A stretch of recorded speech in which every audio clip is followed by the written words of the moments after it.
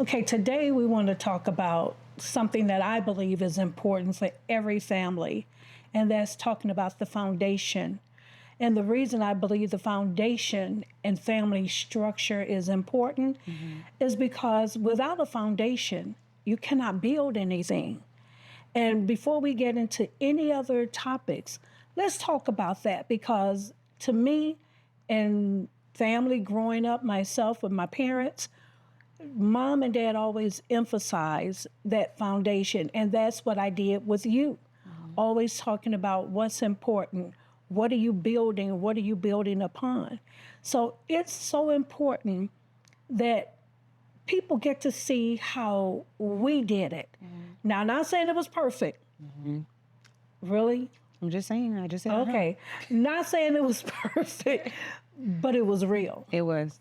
And so with foundation, the first thing I want to get into is your upbringing. Oh. Yeah. I don't, well, no, I know I was a little structured. A little? I was very structured. And with that, it was because it was important to me that you had morals, values, and boundaries. And structure. Structure. And all of that comes under the structure. So, do you believe that I was overzealous with the structure? Or do you believe it was livable? Would you like You're the grown honest, now, Would you so- like the honest answer? Yes. I really want to know. It was a bit much. Okay, what is much? Because this is your foundation. Well, I'll say this. Growing up, it seemed to be a bit much, right? Okay. However, once I got older, I appreciated the structure and because I would say, like, as a kid, it felt very drill sergeant-y. I know that's not a word, but, you know? I'll take it. So, because, put it like this. Okay, I'll just explain my day. Okay. I go to school, come home from school. When I get home from school, we always had food. Like, you cooked every single day. So there was food there, and it was literally every day. It was food. You get home from school, you eat, you do your homework. After your homework, what do? Chores. Yeah. Do your chores. Now you can go outside and play. Then after that, I mean, you know, street lights come on. Come in the house. You come in, you take your bath, you know what I mean? And then you maybe could watch a show depending on what time it was. But at 8 o'clock, it was like bedtime. And that used to irritate me growing up because when I would get to school the next day, everybody is telling me all the shows they watch and all of this. And it's like, well, I had to go to sleep. TV, it was lights out for me.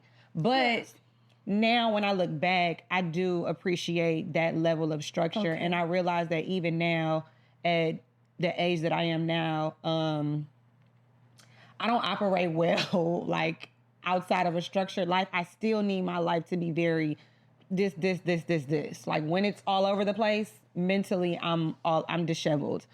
Okay. But see, to me, the reason why I thought that was important is because being raised in my family in a two-parent household, mom and dad had the structure of how they interacted with all of us. And being 11 children, they had to make sure everyone got their time. So for you, it was important to me that when you came home from school, that not only did you have a home-cooked meal, but it was important to me that I got to hear your day. And I know there were times when you didn't feel like telling me everything, but that's why we sat down. We had the dinner. We sat down at the table. And so I can hear about your day. I wanted to know everything because if something happened, I needed to handle that. And my environment was that you had to be safe and secure. That was the foundation, security, safety, but yet the freedom to have a brain and think. We'll get into that because you already started to smile. I already know where you're going. When you say freedom. But see, come on now. With you, freedom meant boundaries. You were that child, Angel. Boundaries, that's the total opposite of freedom. Angel, you had to have freedom, but with you, if I gave you an inch, you didn't take a mile, you took the whole country. So I had to make sure that you could only go so far with your freedom because you had mouth.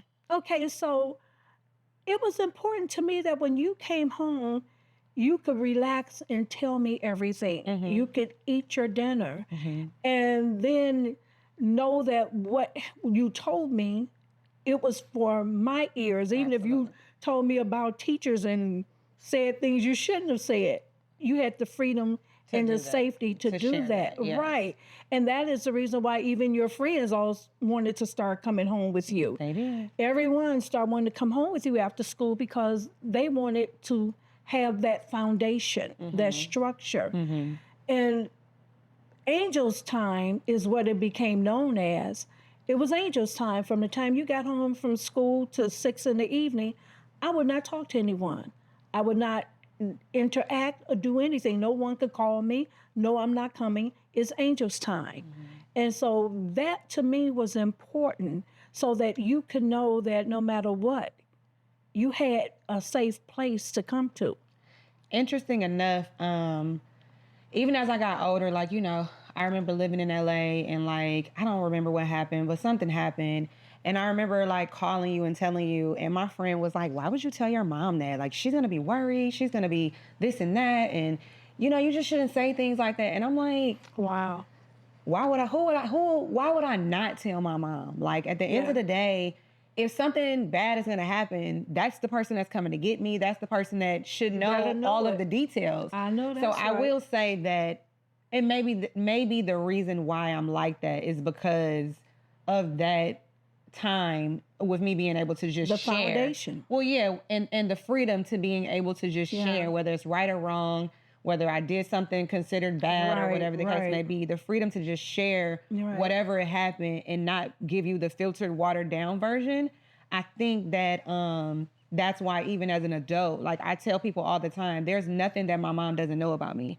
There's nothing that somebody could tell you that I haven't already told you. That's true. Like from like from the things that people probably would never disclose. Like I don't have any like hidden, dark, crazy secrets that it's like, oh my gosh, I can never repeat that. Like, you know what I mean? Like I mean, I've done some things, but nothing so horrid that I can't speak about it. You know what I mean? So I think that is because of the freedom that I did have to just share with you, like I said, right, wrong, and different. And that right there, what you were just saying, having the freedom to tell me, that to me is important, which is why I wanted you to have that structure that you could do you, you could be you, but you knew how to do and be in an environment that did not take you out of your character, away from your morals. And that is why I would listen to you, and then I would always ask you a question. So did that... It was always a question. Yeah. How did that make you feel? Right. Or, what did you think about that? How are you processing that? So even now, like as an adult, I started probably going to therapy, I would say, 5 years ago now? I think maybe in 2020-ish. Yeah. Something like that. Right around that And I remember the therapist even saying like, wow, you process things really well. It's like, well, thank you. But no, it was more so because... So who was in therapy? Right, exactly. But it was more so because I think that you asking me those questions as a child, like, whatever it was that I brought to you, and just being able to ask me like, how did you feel about that? How are you processing that? Like, what do you really want to do? Like, do you want to slap them or not? Or you like, not that you were encouraging that, but I needed to know how you felt. It was, what are your unfiltered raw thoughts? Right. And I think that even now, like within friendships or like in dating relationships, I'm very good at communicating. And like, I will give a person my unfiltered raw thoughts. And it's like, sometimes people are like, you probably shouldn't say that out loud. And it's like, but why not? Like, why? Well, now I understand why people are so filtered, because maybe they weren't given that freedom to just share whatever they felt and whatever they thought. And then you discuss it. And it's like, well, why do you feel like that? And maybe you should look at it like this, or look at it through another lens, and giving them a different perspective to guide them through whatever it is they're going through. Right. Instead, people are so used to masking how they feel and being so in their head about what they share. You know what I mean? That it almost to me Yeah. seems to be not authentic, because I feel like if you're always in your Yeah. head about what Yeah. you're going to share before you share it, Then are you really being you? Yes. Because you're masking your thoughts in a way. But that is why it was so important, because when you're growing up, you have so many raw emotions, and children need to learn how to express, Yeah. but yet they still need the structure. Because the children that are out there doing anything and whatever with no care, no boundaries, those are the ones that did not get structured. And I don't care what people think about what I say. I know. I'm going, yeah, you know, that's right. I'm going to say what I know is accurate. Everything should have a structure and a balance. Absolutely. And that's why I don't expect people to always understand you, They don't. but I expect you to understand you. I do. And knowing who you are, knowing your values, your morals, that is the character that is Angel. You can endure and go through things which you have because you have a structure, you have a foundation, you have family traditions. So, one of the things that I know was really important in my family is that mom would always feed people. And we could never understand that because, I mean, it was so many of us. And she would always ask all the little kids, are you hungry? You want to eat? And when she would feed us, whoever was around, they got fed also. And I'll never forget one time I said, Mom, why are you feeding everybody? They could go home. She said, baby, I feed them because they're hungry and they're here. And I do not know what they have in their house, but I know what's in our house. So I'm going to feed them. She said, and then one day, she said, one day someone may do it for my grandchildren or my great-grandchildren. She said, you're going to have children one day. And suppose they're hungry. I want someone to feed them. So I'm going to feed these babies so that somebody will feed yours. And what's funny is I'm that person now. I know, because even though you mocked me, because one of your friends, that would irritate them. Yeah. Because it's like, we just want to go in my room and shut the door and like not be but bothered. I needed to know if they were hungry. And the thing is, not only did you want to know where they hungry, you want to ask questions. That's Yes. you. You want to get in their head because you need to know who I'm hanging around That's and what right. they're doing That's and how right. they're being raised. That's you can right. even know, like, do you need to be around this person? That's that right. was the slickness. Yeah, there was a system to my It was madness. a system to the Yeah. But now though, like when people come over here, You feed them. I feed them. Yeah, because what would you say? Ma, everybody's not hungry. No, they may not be hungry, but if they are, they're going to eat. My mom fed people. I But does it fed bring all you your happiness? friends. Yes, Me because too. it made me feel good to know that someone had a meal. I don't know if they're going to eat again. That day may pass and they may not have the money and they don't want to tell anyone. But they felt safe enough to let me know they were hungry. And if they did Well, they not, ain't- you they asked ain't even- them. yeah, and even if they did not tell me they were hungry, what was important to me was that I gave them the safety to just sit down and eat a plate without saying a word. And everything is always what? Free. You know I'm a cook. I'm going to have it all. And now look at you. I do the same thing for sure. Every time I look around, you feeding someone. Somebody always, it's always food. And now people even giving you requests. Angel, can you cook? Can you cook? And I'm going to do it every time. But you're a good cook. Thank you. You're a very good cook, and I'm very I thankful got the for that. foundation from you. There you go. But I like, we don't, the crazy thing is we don't cook alike, but I learned how to cook from you. Yes. But we don't cook alike at all. Yeah, because you spicy. Anyway. Yeah, I know that's right. What do you think about, what do you think about people, because these are things that I've experienced growing up, right? I've Okay. noticed that the way I think, the way I operate, and just who I am as a person, it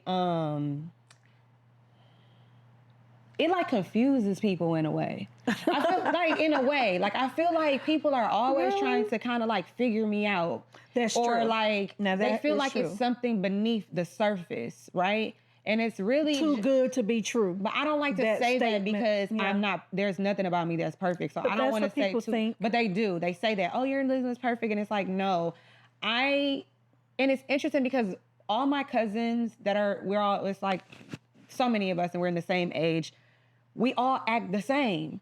Yes. Like Same foundation. Right, but pretty much the exact same. Like we're all very different, but we really Yes. operate the same. Same and it's foundation. like, I feel like the way we were raised, it makes me pay attention to how other people grew up, because I realize that everybody might not have been raised or given boundaries and given structure or given like, we're very big on our last name and like how you carry yourself. And it's like, you don't want to embarrass your family. Like, not that it'd be an embarrassment because we're all still going to love each other. We're all still going to embrace each other. You really can't really embarrass a family. No. But at the same time, there is a level of respect and honor that you are expected to carry yourself with at all times, because you represent us as a whole versus you just being a singular person that can just go left, right, up, down, and like, and no one cares. Like, we care. If you're good or not, the family cares. Absolutely. If you're up or down, the family cares, because everybody's going to be there to support you no matter what. And the reason people are always trying to figure you out is because you carry that. And I'm proud of that. I'm proud of the way you carry yourself. Even when it seems as if everyone is against you, you still carry yourself with pride and authority. And that's because you were raised. See, some people were raised, but unfortunately, some people just grew up. They did not have the foundation, the structure, the family culture to hold on to. And so time just grew them up. But they were not raised with the foundation of what is and what is not. They were not shown, not just told, but shown what it is to have morals, what it is to show your value, what it is to know how to set boundaries. Everyone did not receive that, because that comes with being raised. With you, everything was age appropriate. You could not do certain things at 12 that you could do at 15, because it was whenever you would come to me with something, it was It was not age appropriate. Age appropriate, because you were being raised. And that is the reason people look at you now, even sadly as an adult, and say, what's wrong with you? What do you mean you can't do that? When you call me and tell me little things, I laugh, because you keep saying, what is wrong with them? Then you say, oh yeah, they grew up. And then we go into, how were they raised? Who raised them? What was their background? What was their environment? All of that plays a factor in structure, family. In our family especially. So I know people probably look at you like you're tough. this. I know. And sometimes I used to joke and say, well, maybe I shouldn't have raised you. I should have just let you grow up like a little wolf out there. That way you can be okay in this generation. No, I appreciate it, but it is very tough. Well, isn't that part of why people are not disciplined today? I look at these children and, oh my God, what is with this gentle parenting? I have to throw this in, because this is truly a part of foundation. Well, gentle parenting. What is that? I was about to whole cry. You just made me laugh. Thanks. But no, listen. So gentle parenting is people that they don't discipline their kids for real. But this is the reason why everybody is so freaking crazy right now, because it's a free-for-all. Like, there is no discipline. There is no structure. There are no boundaries. There are no rules. Oh. I mean, and if there are and the kid breaks them, it's like, come on, just have a seat. Like, no, like you were like, get your, it was that. Like, it wasn't just, it'll be okay, just have a seat. She can just tear down the whole, she can rip everything off the rack and it'll be okay. They'll just pick it up. No, like we were not allowed to like, No. no. That's gentle parenting. That's an example of gentle parenting. So it's like, no. It's like they don't get spankings, they don't get probably punishments. And I got punishments. Like I got no electricity punishments. I got, meaning no electricity. Like that was horrible. That was a good one. That was a good one, but it was horrible to go through it. It's like you're in middle school and you want to be cute. You want your hair, that's when you start, feeling yourself. You start feeling yourself. You want to flat iron your hair and you get on a no electricity.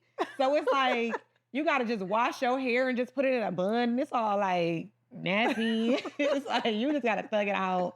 Like you come home, no TV, no phone. Read a book, cause no electricity. Read a book, no video game, no none of that. And when it get dark, go to bed because you can't have the lights. Like that was really ridiculous. But I had to meet you where you were. And you did. And you were strong. You met me before I got to where I was at every time. Like, that's why I used to tell you. Going there, I'm going to stop you right in your tracks. That's right. What was my favorite thing? I think before you thought. Yes. Yeah, I already yes. Yeah. Yes. You can't outthink me. But that's the reason why you think gentle parenting would have worked on you? Absolutely not. I'm like, oh, Angel, it's okay. It would have never worked. Oh, no. That would have never worked. I would be a wild banshee right now. No parents in me. So my thing with you now is, what is one thing that you've always wanted to either tell me or ask me? The one thing that, okay, you got me here. Okay, the one thing that I always wanted to tell you more than ask you is that you're more than enough just as you are. I have always told you, and I need to re-emphasize this now on a different level. When you were growing up, I used to say, you're the smartest baby I've ever seen. You're the smartest little girl I've ever known. And then I would say, you're the smartest young lady I've ever known. You're the smartest young woman I've ever known. But now I need to tell you, I am so proud of you because you are the greatest person that I have ever known that has come into my life. And to know that God allowed me to watch this evolution of a person. I just need you to know I'm humbled and I'm honored to say Angel is my child. I needed to say that to you. If you never hear me say another word, you are everything. And never let anyone tell you differently. Because if they say anything other than what I have just spoken, they are lying. Your character, your whole structure of discipline, knowing your own boundaries, knowing your weakness, knowing your strengths the way you do, that is something that I applaud. Because when you know your strength and you know your own weakness, no one could ever tell you who you are because you know. And that is what I am so proud of, who you have maturated into. You're wonderful. I love you so much. Well, I am a product of you. What is the one thing you always wanted to ask me or tell me? Oh boy. I think you kind of answered. I had a little question. Okay, what is the question? But I think you kind of answered the question though, because remember when I was growing up, it used to be like, oh God, is she a blessing or a curse? Because I was like so bad. But I think you answered it with what you just said. Like, May I address those two words though? The blessing or curse, I used to say that because, Angel, you were such an unusual infant. unusual. I mean, think about it. At 7 months, you were speaking complete sentences. You were 7 months? walking at 7 months. We could not understand, like, what is this child doing? And you were so intelligent, it was frightening. People would say, what's the baby's name? And you would literally take your bottle out of your mouth and say, my name is Angel. And so you were a blessing, but you were such a terror God. that I would put you in the bed, and next thing I know, you're out of the bed, you're tossing the tissue around in the toilet. You would wake us up at night, and one night I heard your dad said either Minnie is in the toilet or we have a fish. And we go in the bathroom, and you're literally, your whole body sitting in the toilet. And you were talking about, whoa, I'm swimming. That was nasty. What do you know about swimming? You're not even a year old. Slightly disgusting. And so I used to say, Lord, what is this child? Who is she? And that was the joke of a blessing or a curse, but never anything in a demeaning, derogatory way. It was a joke because I would have to give people days' notice before they would babysit you, because I would call my sister and say, I have to make a run. Will you watch Angel?